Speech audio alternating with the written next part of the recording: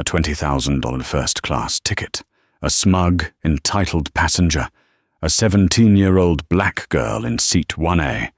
Move her to the back where she belongs, the woman snarled, her voice dripping with venom. But she made one fatal mistake. She had no idea who she was talking to. She had no idea that the girl's mother didn't just know the airline's owner. The girl's mother was the owner. By the time flight SA451 landed, that passenger's life would be in ruins. This is the story of how a single complaint cost one woman everything. The Stratosphere Airways Horizon. Lounge at JFK's Terminal 8 was a carefully curated bubble of silence. It was designed to insulate its high-paying customers from the frantic, echoing chaos of the main concourse. Here, the lighting was a soft, warm gold. The carpet was so thick it seemed to absorb all sound. The air smelled faintly of expensive espresso, sandalwood, and the subtle, clean scent of ozone from the high-tech air purifiers. It was a holding pen for the global 1%, a place where status was the only currency that mattered. Chloe Washington sat in a high-backed armchair in the quietest corner, a small alcove overlooking the rainy tarmac. She was 17, though she often passed for younger. She wore a dark grey Massachusetts Institute of Technology, MIT sweatshirt, simple black leggings, and a pair of well-worn sneakers. Her noise-cancelling headphones were on, but no music was playing. She just used them to deepen the silence. On the polished walnut table beside her, a sketchbook lay open. It wasn't filled with drawings of people or flowers. It was filled with intricate, complex designs for hypersonic engine turbines, complete with call-outs for material stress tolerances and fuel-air mix ratios. She was flying to London for a prestigious 6-week summer program at Imperial College, a joint venture in aerospace engineering. She was nervous, excited, and just wanted the 7-hour flight to be over so she could get to her dorm. She was, by nature, an observer, quiet, watchful, and intensely private. She was so absorbed in a problem set, calculating re-entry vectors, that she didn't notice the woman who had just stormed into the lounge. Caroline Carol Harding, however, noticed everyone, and she judged everyone. Carol was a woman who moved through the world as if it were a slightly inconvenient hotel that hadn't prepared for her arrival. She was in her late 50s, impeccably dressed in a cream-coloured St. John knit suit, with a Louis Vuitton carry-on that she practically threw onto the floor. Her hair was a helmet of blonde, heavily sprayed against the New York humidity. She was already screaming into her phone. "No, Dennis, I don't care what the contract says. You tell them that Caroline Harding does not wait for regional VPs. You fix it. Fix it, or you're fired." She snapped her phone shut and marched to the bar, her heels clicking aggressively on the marble floor. "Mum, welcome to the..." The bartender, a young man named Alex, began. "Martini. Double vodka, Grey Goose, 1 olive, and make it quick. The service in this terminal is pathetic," she snapped, not making eye contact. She tapped her long acrylic nails on the bar, her gaze sweeping the room with profound disapproval. She saw the quiet businessman in the corner, the politician on the phone, the tech bro couple, and then her eyes landed on Chloe. She stared. It was a long, appraising, and deeply insulting look. She took in the sweatshirt, the sneakers, the girl's focused expression. Carol's lip curled. She leaned over to Alex as he handed her the drink. "Really?" she said, just loud enough for him to hear, nodding toward Chloe. "A college kid? In the Horizon Lounge? Are they just letting anyone with a decent-looking fake ID in here now? It's bad enough we have to fly with them, but now they're in the lounges?" Alex, who had seen Chloe's ultra-exclusive, black-bordered Horizon Elite pass, simply said, "She is a valid first-class passenger, Mum." "First class?" Carol scoffed, taking a large gulp of her martini. Must be a buddy pass, or one of those, you know, diversity inclusions. It lowers the entire brand. Pathetic. She turned her back, found a seat directly across from Chloe, and resumed her loud, obnoxious phone calls. Chloe felt the stare, even through her headphones. She'd felt that stare her whole life. It was the stare that questioned her presence in advanced math classes, in the robotics lab, and now in a first-class lounge. She sighed, pulling her headphones tighter, and tried to lose herself in the elegant, pure logic of her equations. She just had to endure. An hour later, the overhead speaker chimed softly. Stratosphere Airways is pleased to announce the pre-boarding of Flight SA451 to London Heathrow, beginning with our first-class guests at Gate 42. Chloe packed her sketchbook and laptop into her worn backpack. She slung it over one shoulder and walked toward the exit. As she passed Carol Harding's seat, Carol made a show of pulling her designer purse closer to her body, as if Chloe might snatch it. Chloe didn't look at her. She just kept walking. The first battle was over. The war, however, was just beginning. Gate 42 was a microcosm of the lounge's tension, now compressed and magnified. The brightly lit, cavernous space was filled with the anxious energy of hundreds of passengers. Stratosphere Airways had a rigid, almost caste-like boarding system. A sleek digital screen displayed the groups.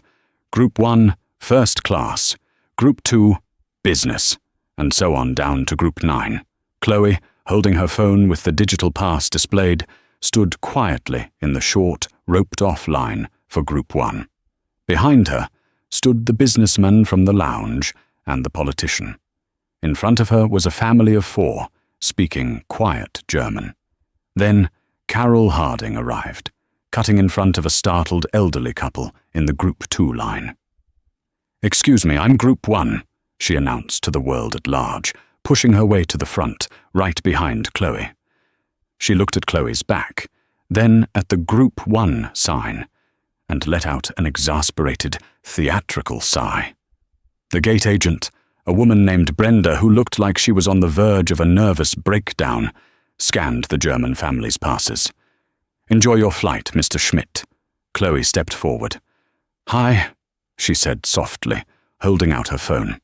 Brenda scanned it. Beep. The light flashed green. "Thank you, Ms." She glanced at the name. "Washington, seat 1A. Have a wonderful—" "Stop." The word cut through the air. Carol Harding had stepped forward, placing a hand on the scanner. "Brenda, dear, you need to check that again," Carol said, her voice dripping with fake concern. "This young lady just cut in front of me. She's clearly in the wrong line. She must be in Group 8 or 9. Brenda froze. She knew Caroline Harding. Every senior gate agent at the JFK hub knew her. She was a black diamond flyer, the airline's highest invitation-only tier. Her passenger name record, PNR, was rumored to be flagged with so many complaints, demands, and free merchandise credits that it was a novel. She was a terror. Brenda looked at Chloe, then back at Carol. "Ma'am," her pass scanned for Group 1. "Well, your scanner is broken, isn't it?" Carol snapped. "Look at her. She's probably flying on a staff discount. They're supposed to wait until last, after all the paying customers. It's in your own rule book. Check it." Chloe felt a hot flash of humiliation. Every eye in the boarding area was now on her. The people in Group 2, Group 3. Everyone was watching. "Ma'am, I'm just—" Chloe started, her voice quiet. "Don't speak to me," Carol cut her off. "Speak to the agent. Brenda, I am a Black Diamond member. I pay over $200,000 a year to this airline. And I am telling you, this is not a first-class passenger. She's probably holding a fake pass to get on early. Check her ID. Check her real ticket." This was the ultimate power play.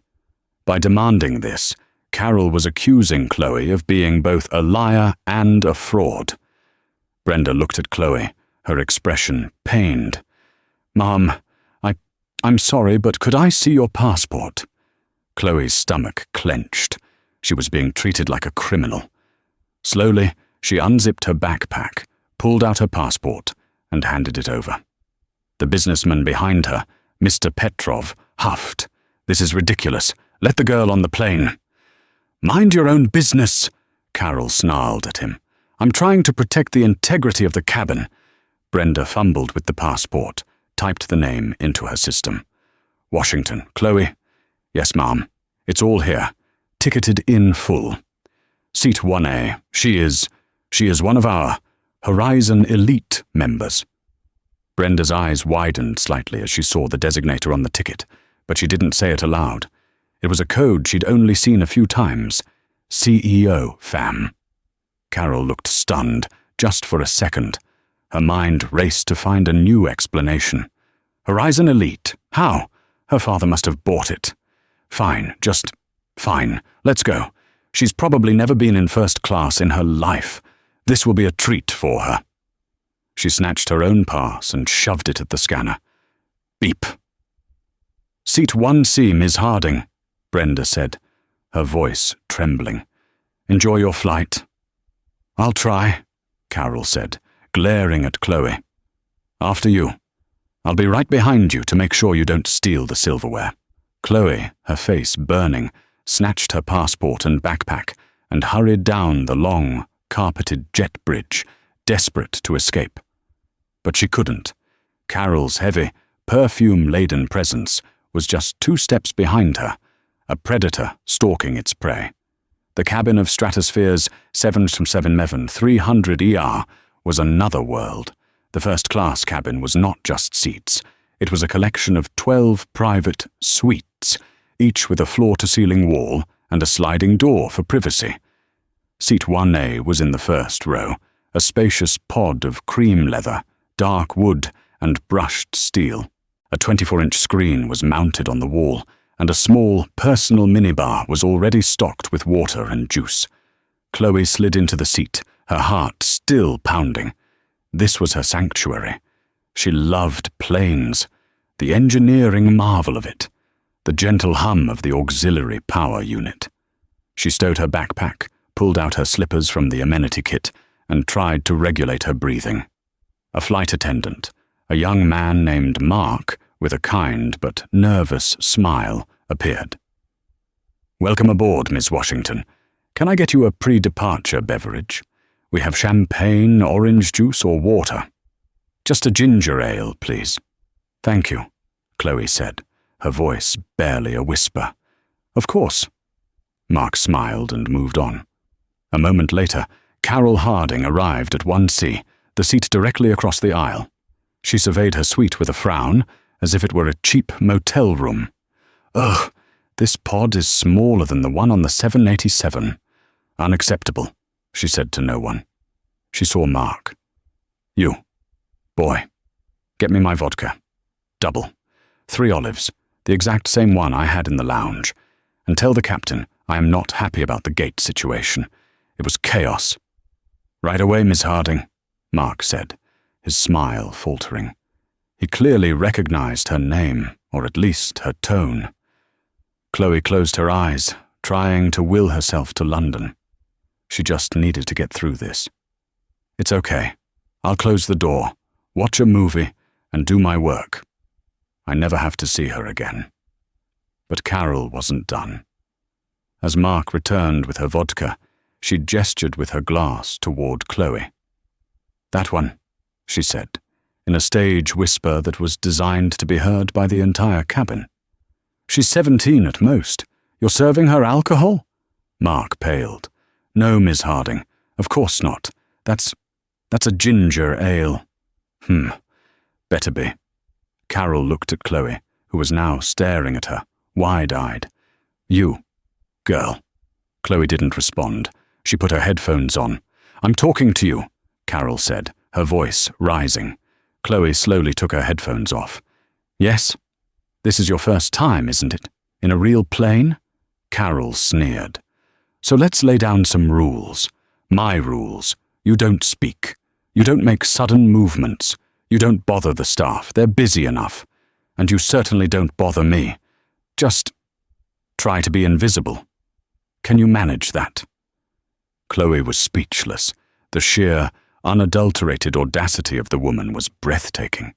I'm just trying to get to London," Chloe said, her voice shaking with a mix of fear and anger. "And I am trying to have a peaceful, premium experience.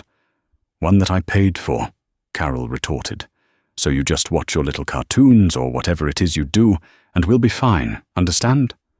Chloe just nodded, her cheeks burning. She turned her body away, facing the window, and refused to look back. She could feel Carol's smug, triumphant gaze on the back of her head.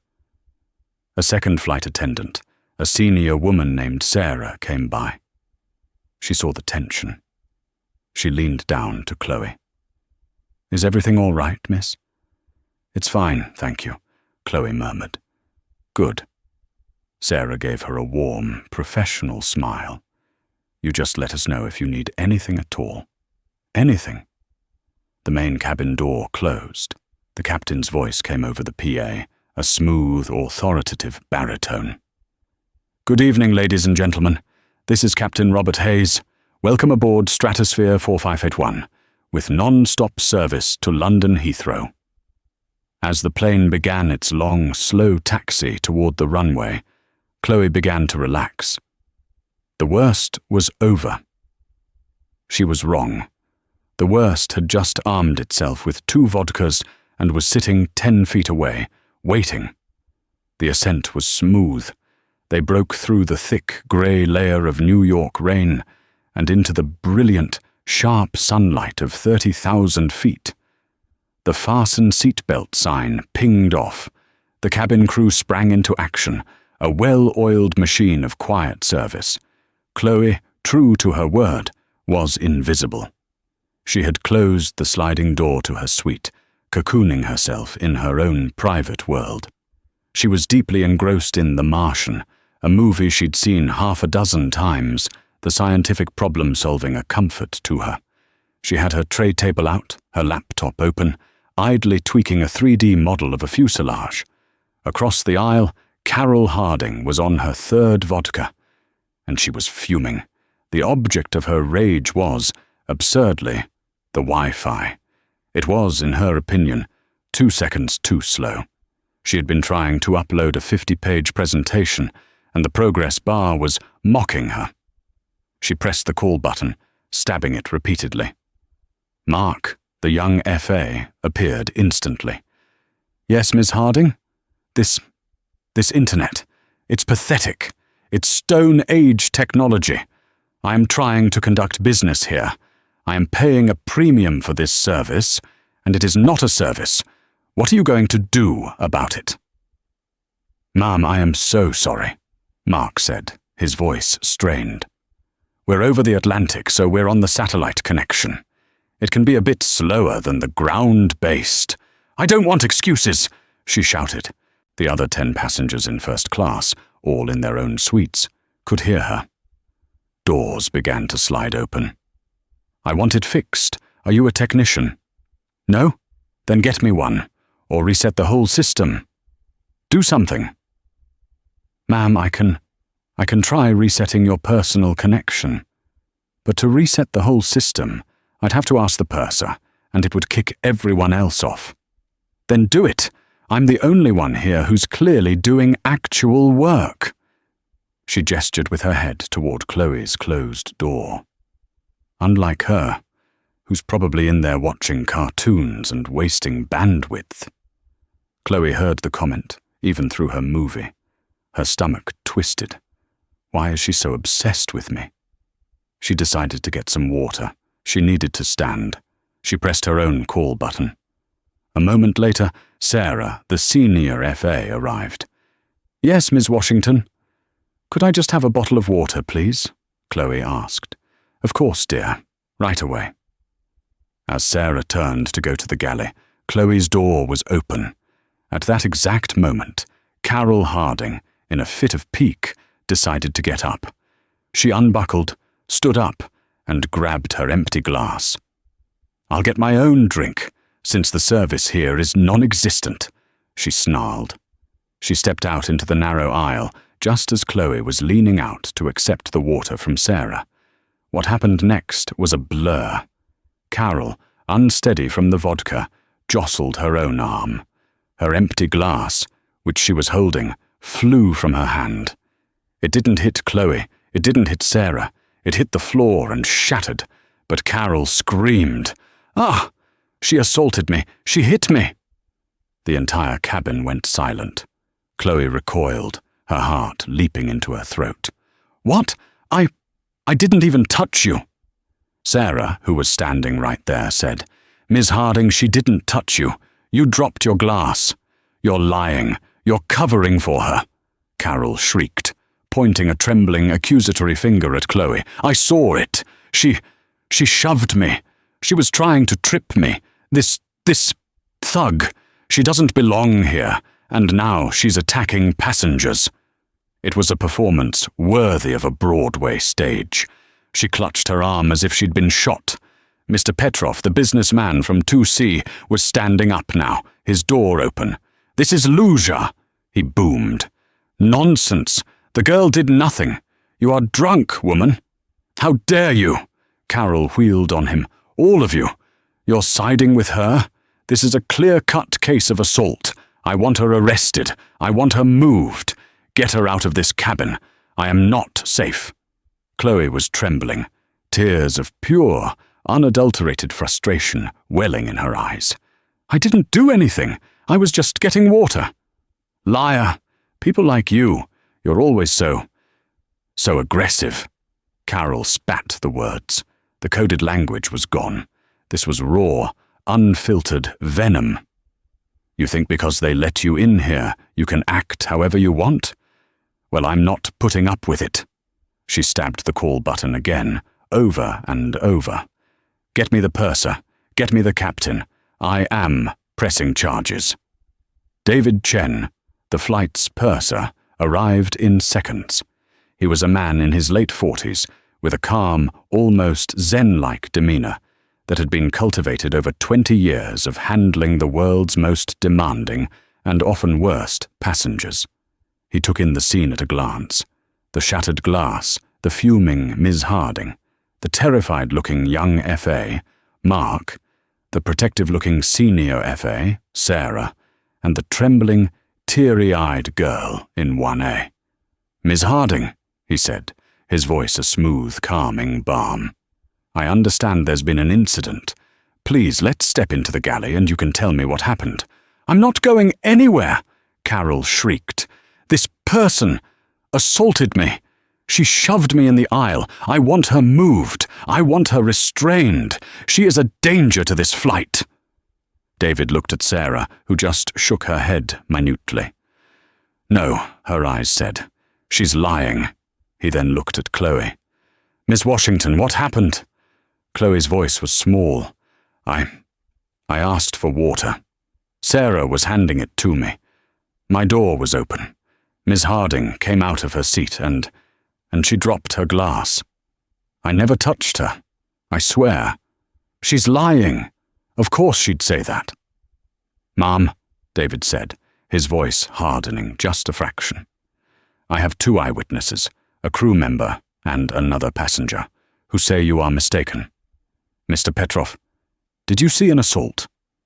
Mr. Petrov, who was still standing, said, "I saw a drunk woman drop a glass and then scream like a babushka. The girl did nothing." Carol's face went crimson. To be contradicted, to be called a drunk, was more than she could bear. She had lost control, and she knew it. So she doubled down. "This is a conspiracy. You are all... I will not be spoken to this way. I am a Black Diamond member. My company spends millions with Stratosphere. I demand a resolution." "I am happy to resolve this, ma'am," David said smoothly. "Mark, please clean up this glass. Sarah, please return to your duties. Miss Harding, I can offer you 2 solutions. I can move you to another suite, perhaps 2A, to give you more space, or I can offer you a $500 flight credit for your distress. This was the wrong thing to say. Move me? A credit? She laughed, a harsh, barking sound. You think this is about money? This is about safety and standards. I am not moving. She is. Carol pointed directly at Chloe. You move her. Move her to the back of the plane. Put her in a middle seat in economy. That's a suitable punishment for her behavior. It's where she belongs, anyway. And there it was. The line. The entire cabin, already tense, seemed to suck all the air out. Where she belongs. It hung in the air, undeniable and grotesque. David Chen's calm, professional mask evaporated. His face went cold. "Ma'am," he said, his voice now like ice. "That will not be happening. Miss Washington is a ticketed first-class passenger, and you are harassing her. I must now ask you to return to your seat and remain there. If you continue to disrupt this flight, I will be forced to inform the captain." "Then get him!" Carol bellowed. "I want to talk to him. You are a useless, incompetent little man. You're probably protecting her because of some quota. Get me Captain Hayes, now! I will have your job for this, and yours," she shrieked at Sarah, "and his!" At Mark, David Chen simply nodded. He tapped his internal communicator. "Captain Hayes, I need you in the forward cabin. We have a code 3. A passenger is becoming unmanageable." A curt "on my way" came back instantly. Carol folded her arms, a smirk on her face. Now there would be action. A man would understand. The captain would see it her way. She was, after all, Caroline Harding. Chloe, meanwhile, had sunk back into her seat, her face pale. This was no longer just humiliation. This was terrifying. She pulled out her phone. She knew she wasn't supposed to, but the in-flight messaging was active. She opened a text thread, one that was always at the top of her list. The contact name was Mom. She typed, her fingers flying. "Mom, I'm on the plane. It's happening again. A woman is screaming at me. She's accusing me of assaulting her. She called me a thug and said I belong in the back of the plane. They're calling the pilot. I'm scared." Less than 30 seconds later, the door from the cockpit clicked open, and Captain Robert Hayes emerged. He was tall, in his 50s, with a silver-grey crew cut and an imposing presence. He wore his uniform with the effortless authority of a man who had been flying for 30,000 hours. His face was a mask of professional neutrality. He did not look happy. "Purser," he said, his deep voice cutting through the tension. "What is the issue?" "Captain," Carol Harding started, stepping in front of David. "Thank goodness, a man with some authority. This girl attacked me.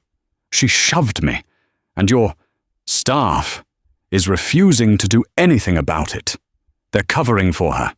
She's a security risk, and I demand she be removed from this cabin."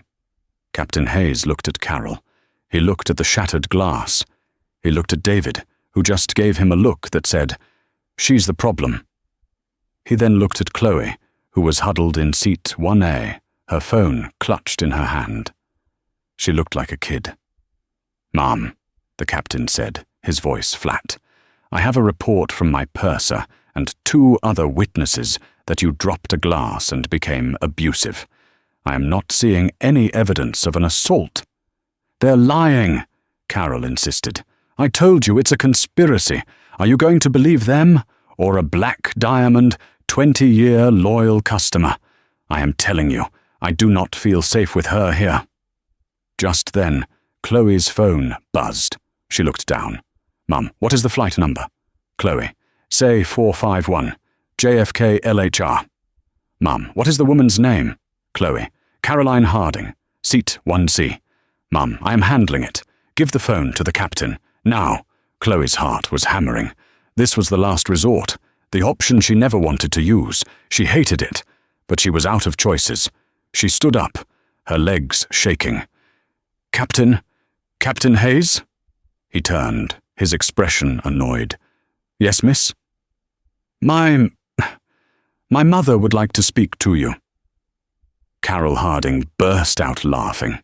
It was a loud, ugly, cackling sound. Oh my God, is she calling her mummy? How precious! Is your mummy going to tell the captain to give me a time out? This is what's wrong with this generation. They can't fight their own battles. How absolutely, utterly pathetic. Captain Hayes looked at Chloe, his patience clearly gone. Miss, I am in the middle of a serious situation. I do not have time to speak to your mother. Please, Chloe whispered, holding out the phone. She insisted. She said to tell you. Just look at the name. The captain sighed, a heavy, put-upon sound. He was annoyed. He was ready to dismiss her. But something in her desperate, terrified eyes made him stop. He snatched the phone from her hand, ready to tell Mum to back off. He looked at the screen. The caller ID didn't just say, Mum. It said Isabella Moreau, Washington. Captain Robert Hayes's blood ran cold. He had never spoken to her directly. He had seen her at corporate town halls. He had seen her picture on the cover of Forbes, Fortune, and the Wall Street Journal. She was the founder. She was the CEO. She was, quite literally, the woman who signed his paycheck. She was a legend in the industry, the black woman who had built a luxury airline from scratch and shattered every glass ceiling in aviation. His entire demeanor shifted. The annoyed field commander evaporated. He was now a subordinate. He put the phone to his ear. Miss Moreau, this is Captain Hayes. Carol Harding's smug expression faltered. She'd heard the change in his voice. She didn't recognize the name, but she recognized the fear. The captain listened. His face went from pale to white. Yes, Ma'am, I was not aware. I am looking at the passenger manifest now. He pulled a tablet from the purser, his fingers flying. Yes, I see it. The CEO FAM designator. My apologies, ma'am. I didn't realize. Of course. I'm so sorry for what your daughter has endured. He listened again. Yes, I understand. I've read the new zero-tolerance policy memorandum. Yes, I understand. Consider it done. Yes, ma'am. I will personally see to her safety for the rest of the flight. Thank you, ma'am. He hung up. He handed the phone back to Chloe, his hand trembling slightly.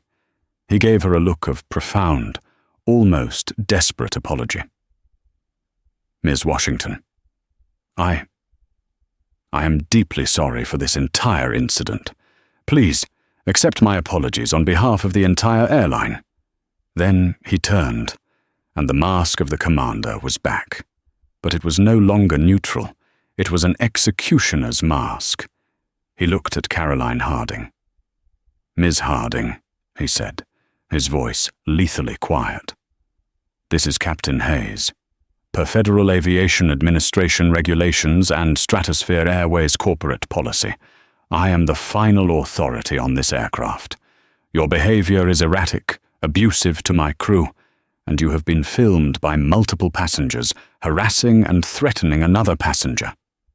Now wait a minute, Carol started. You are a security risk, he continued, as if she hadn't spoken. I am diverting this aircraft back to JFK. You will be removed. Carol's world stopped. You're diverting? You're turning the plane around? For this? You can't be serious. The fuel, the cost. You'll be fired. Ma'am, the decision is final, Captain Hayes said. David, please inform the cockpit we are turning back. Advise air traffic control of a security threat on board. Passenger removal required.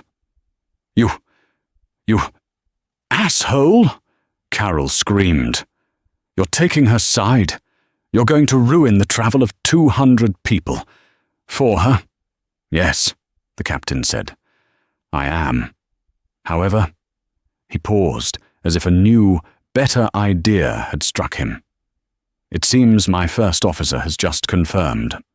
We haven't quite left domestic airspace. We can be back at the gate in 25 minutes. And yes, Miss Harding, I am. Who are you? Carol screamed at Chloe, her face a mask of purple rage. Who did you call? What political, dirty trick? Who is your mother? Chloe, still pale but no longer trembling, looked her dead in the eye. You heard him, she said, her voice clear and strong for the first time. Her name is Isabella Moreau Washington. She's the CEO. She owns this airline. The silence that followed was absolute. It was the sound of a life imploding. Carol Harding's mouth opened and closed. No sound came out. The color drained from her face. She looked at the Stratosphere logo on the bulkhead. She looked at Chloe. She looked at the captain. No, she whispered. That's not... She can't be. You're lying. David, Captain Hayes barked. Have Port Authority police meet us at gate 42. This passenger is to be removed, by force, if necessary. The 25-minute flight back to John F. Kennedy International Airport was the longest and most silent of Caroline Harding's life. The moment Captain Hayes had turned his back, the energy in the cabin had inverted. The power, which Carol had wielded so crudely, had snapped from her hands and was now arrayed against her like a fortress wall. She had been ordered to her seat. Sit down, Miss Harding, and do not get up, the captain had commanded, his voice leaving no room for argument. She had slumped into the cream leather, her mind a frantic, short-circuiting mess of denial and rage. This isn't happening. He's bluffing. They can't divert a 777. The cost, the fuel, the passengers. He's just trying to scare me. But the plane was banking, a long, slow, unmistakable turn, and the in-flight map on her 24-inch screen confirmed it. The small icon of their plane, once pointed northeast over the Atlantic, was now making a perfect 180-degree arc back toward the coast of Long Island. Carol was, for the first time in her adult life, completely and utterly silent. The shock was so profound it had frozen her. Her entire sense of the world, a world that bent to her will, that cowered before her black diamond status, that respected her money and her title, had just been proven false. She was powerless. She was just a passenger in a seat, and she had just threatened the daughter of the one person on Earth she could not bully. The flight crew, once the targets of her abuse, now moved with a cold, surgical precision. They completely and totally ignored her. She was a ghost in seat 1C. Her call button was disabled. Their attention was focused entirely on Chloe. David Chen, the purser, knelt by Chloe's suite. His face was a mask of profound, professional shame. Miss Washington, Chloe, I cannot find the words. On behalf of this entire crew, I am mortified. I apologize. I should have de-escalated this the moment it began. I failed to protect you. Chloe, who was still trembling, shook her head. It's not your fault, David. You were trying to do your job. You are part of our job, he said, his voice thick with emotion. Your mother's new zero-tolerance policy. We all read it. We all believed in it. I am just deeply sorry that you were the one who had to be the test case for it. Please, is there anything at all we can do? We can move you to the flagship suite in 3A. We can get you anything from the galley? A full meal? Anything. No, thank you, David. I'm okay, she whispered. I want to go to London. We will get you there, he said, standing. Safely. Sarah, the senior flight attendant, brought her a glass of water, a real glass this time, and a small plate of warm-from-the-oven cookies. "This is from the entire crew, miss. We're so sorry." Even Mr. Petrov from 2C, as he walked to the restroom, paused by her door. He looked at her, then at Carol's catatonic form, and back to her. He didn't say a word. He just gave her a single, slow nod of respect, before continuing on. The plane descended. The landing was a gentle, almost apologetic kiss on the runway. But they didn't taxi to the terminal. They didn't pull into Gate 42. Captain Hayes guided the massive aircraft to a remote holding pad far from the main terminal, a concrete expanse reserved for planes that needed to be swept for security threats or had unruly passengers to eject. As the engine spooled down, the cabin was lit by the ghostly, rhythmic pulse of red and blue lights flashing from the tarmac below. The main cabin door was unsealed with a heavy, pneumatic hiss. Captain Hayes emerged from the cockpit, his hat firmly on. He walked, not to Chloe, but directly to 1C. "Ms. Harding, your escort is here. It is time for you to leave my aircraft." That's when Carol's shock-induced paralysis shattered, and the full, primal force of her rage returned. This was it.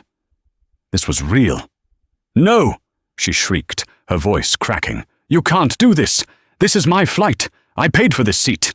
You can't make me leave!" "Ma'am, you have two choices," came a new voice.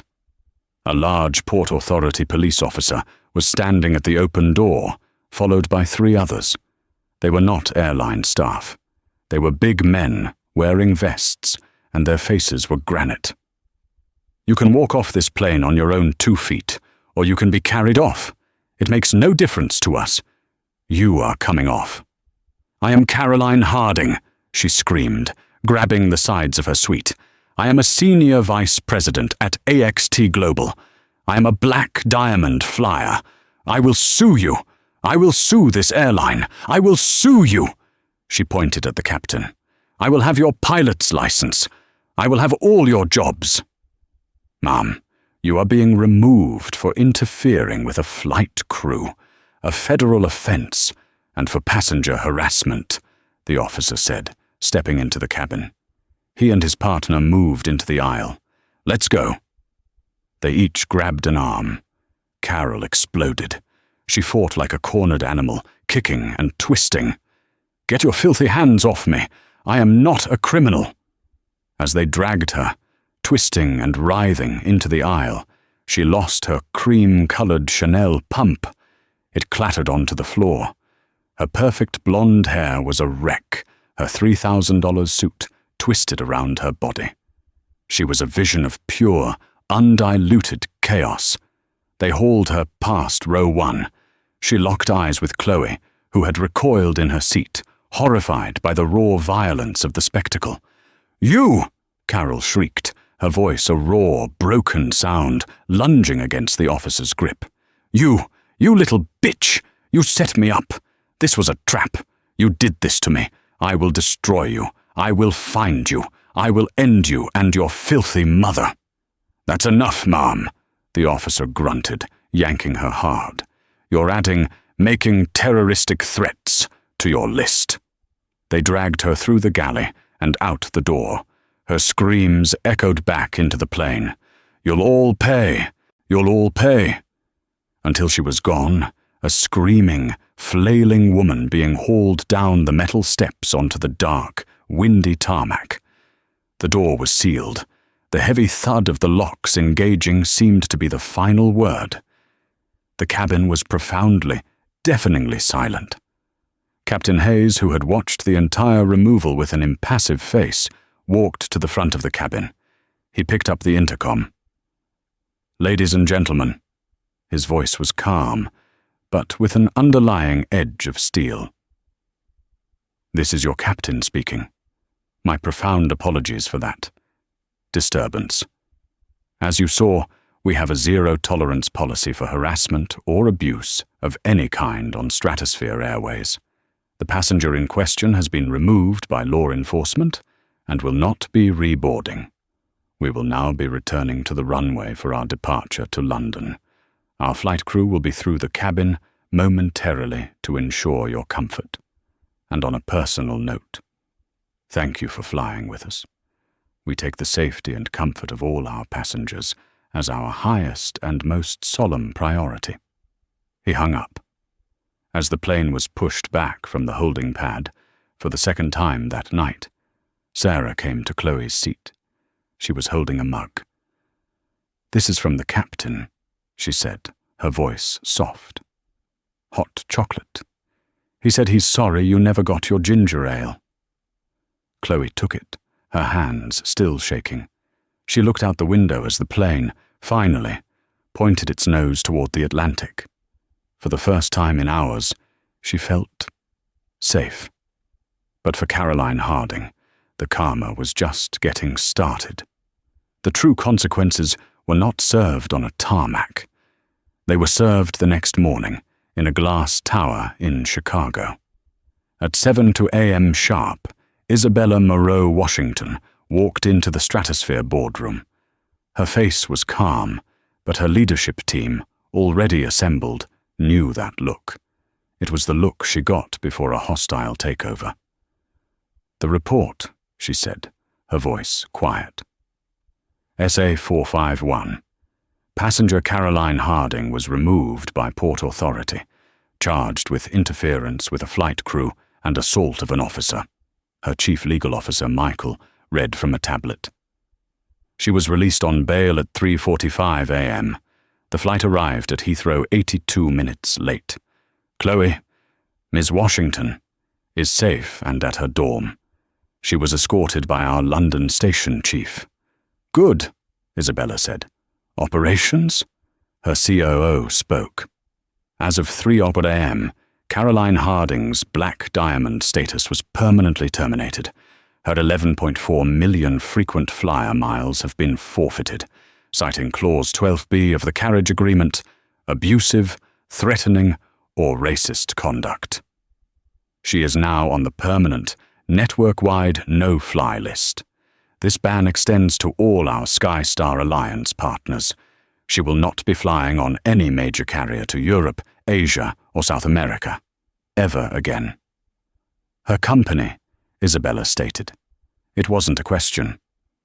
AXT Global Consulting, Michael said. They hold a $40 million annual corporate travel account. The CIO is Greg Pearson. Greg, Isabella said, a flicker of recognition. He was at the benefit last month. Get him on the phone. A moment later, a speaker in the ceiling crackled. Greg Pearson. Greg. Isabella Moreau.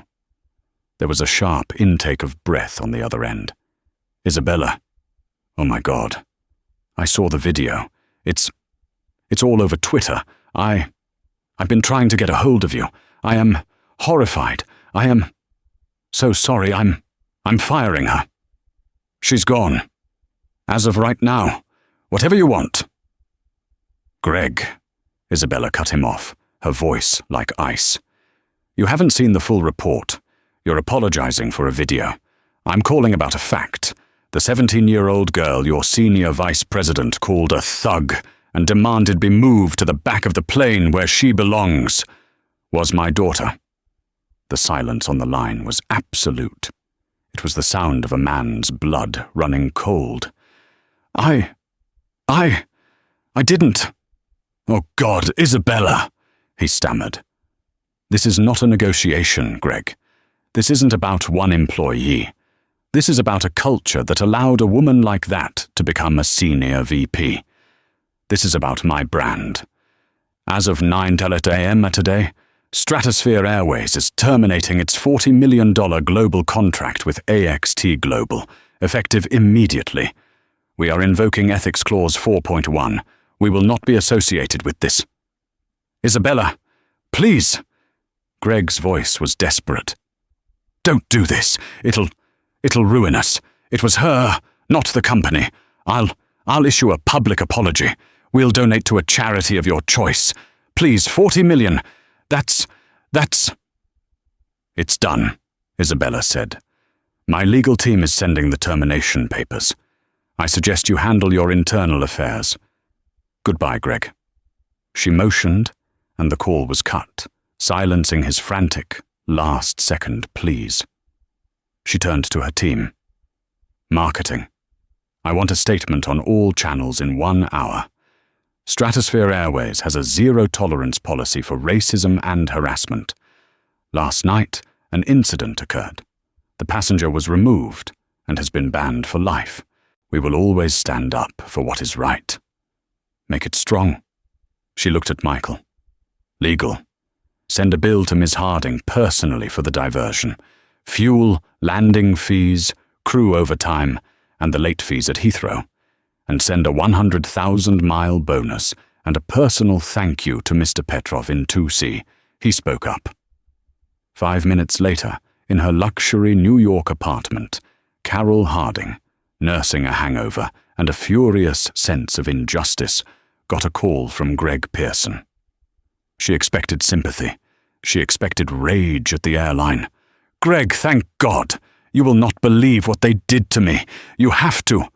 "Carol." His voice was dead. It was a voice she had never heard. "You're fired. Your profile is wiped. Security is on their way to your door to collect your laptop. You just cost us Stratosphere. You harassed Isabella Moreau's daughter." Carol's phone clattered from her hand. Fired. Banned. Sued. And now, she realized, as she looked at the new bill from Stratosphere's legal team that had just hit her email, she was also broke. The karma hadn't just hit back, it had staged a full corporate and financial annihilation. The next morning, at 7 a.m. sharp, Isabella Moreau Washington walked into the Stratosphere Airways boardroom at their Chicago headquarters. She was a tall, striking woman who commanded the room not with volume, but with an intense, quiet presence. Her leadership team was already assembled, looking grim. "The report," she said, her voice quiet. Her chief legal officer, a man named Michael, spoke. "Good morning, Isabella. The SA-451 incident. Captain Hayes diverted back to JFK as per your directive. The passenger, Caroline Harding, was removed by Port Authority and charged. The flight was delayed a total of 78 minutes, arriving at Heathrow late, but with no further incidents. Chloe, Ms. Washington, was unharmed and escorted by our London team to her program." "Good," Isabella said. "Now, Ms. Harding." She looked at her chief operating officer. "Her status." "Revoked," the COO said, tapping his tablet. "As of 3 a.m., her Black Diamond status was permanently terminated. Her 11.4 million frequent flyer miles have been forfeited, as per the abusive behavior clause in our terms of service." "Her company," Isabella said. "AXT Global Consulting," Michael, the lawyer, said. "They have a $40 million annual corporate travel account with us. Greg Pearson is their CEO." "Is Greg a friend of ours?" Isabella asked. "He is," Michael said. "Good. Get him on the phone. Now." A speakerphone was patched in. It rang twice. "Greg Pearson." "Greg, it's Isabella Moreau. I'm afraid I have some bad news regarding one of your senior VPs." "Isabella, what's wrong?" "One of your employees, a Caroline Harding, was forcibly removed from my flagship flight last night after a sustained, racist, and abusive tirade against another passenger. A tirade that culminated in her falsely accusing the passenger of assault and demanding she be moved to the back where she belongs. The entire incident required the plane to be diverted." There was a dead silence on the line. "Oh my God," Greg whispered. "The passenger she harassed, Greg, was my 17-year-old daughter." This time the silence was longer. "Isabella, I have no words. I am horrified. What can I do?" "Here is what's happening," Isabella said, her voice like steel. "As of 9 a.m., Stratosphere Airways is terminating its corporate contract with AXT Global, effective immediately. We are invoking the ethics clause. We will not be partners with a company that employs individuals who espouse that kind of hatred. Isabella, please. 40 million, This is one employee. Let me fire her. I'll fire her right now. Don't do this to us. Greg, this is not a negotiation, Isabella said. The videos from the other passengers are already circulating. My brand, which I have spent 30 years building, was just associated with this filth. This is not a discussion. This is a notification. My legal team will be sending over the termination papers. I trust you'll handle Ms. Harding's employment as you see fit, but she will never fly on Stratosphere or any of our partner airlines again. She is on a permanent no-fly list. Isabella, please. She hung up. The room was silent. Now, Isabella said, turning to her marketing team, I want a statement. I want it on every platform in 1 hour. Stratosphere Airways has a zero-tolerance policy for racism, harassment, and abuse. We believe in protecting all our passengers, regardless of race, age, or background. Last night, an incident occurred that was handled in accordance with this policy. The offending passenger was removed and has been banned for life. We will always stand up for what is right. Make it clear. Make it strong. Yes, Mom. Michael, she said, turning back to her lawyer. Send a bill to Ms. Harding for the fuel cost of the 78-minute delay and the deep cleaning of the first-class cabin, and I want you to send a personal thank you and a 100,000-mile bonus to Mr. Petrov in 2C. He stood up for her. Yes, Isabella. She stood. The meeting was over. Meanwhile, Carol Harding was in her luxury apartment, nursing a hangover and a furious sense of injustice. She was on the phone with her own lawyer. I want to sue. I want to sue the airline, the pilot, and that girl for defamation. For public humiliation. Just then, her other line beeped. It was her boss, Greg Pearson. Greg, thank God. You will not believe what that horrible airline did to me. You have to pull our contract. You have to. Carol. Greg's voice was dead. Shut up. Just shut up. I just got off the phone with Isabella Moro. Who? I don't care who. The CEO of Stratosphere, you idiot. The owner, the woman you harassed, was her daughter. Carol's blood turned to ice. What? You just cost this company its $40 million travel account. You just made us a toxic pariah. The videos are everywhere, Carol. Everywhere. You are fired. Effective immediately. Security is on their way to your apartment to collect your company laptop and phone. Your severance is void. We are, in fact, exploring a lawsuit against you for the damages you have caused this firm. Do not ever contact me or anyone at this company again. The line clicked dead. Carol dropped her phone. It clattered to the floor. Fired. Banned. Sued. The hard karma wasn't a diversion. It wasn't a night in jail. It was this. The complete, silent, and instantaneous annihilation of her entire life. Her career was over. Her status was gone. Her name was toxic. She was left alone in her silent, expensive apartment, a woman who had everything, and in the span of 3 hours was reduced to absolutely nothing, all because she couldn't stand to see a young black girl sitting in first class. The consequences for Caroline Harding were not a movie plot. They were swift, corporate, and absolute. A lifetime ban from an entire network of airlines, a multi-million-mile account zeroed out, a 30-year career vaporized, and a viral video that would follow her for the rest of her life. Karma in this story wasn't just a missed flight. It was a total and complete life derailment. It's a harsh reminder that the person you look down on, the person you try to belittle, might just be the one holding the switch to your entire future. What do you think? Was the airline's response too harsh, or was it exactly the karma she deserved? Let us know your thoughts in the comments below. And if you were moved by this story of real-life justice, please make sure to like this video, share it with someone who needs to see it, and subscribe to the channel for more stories where karma is served hard.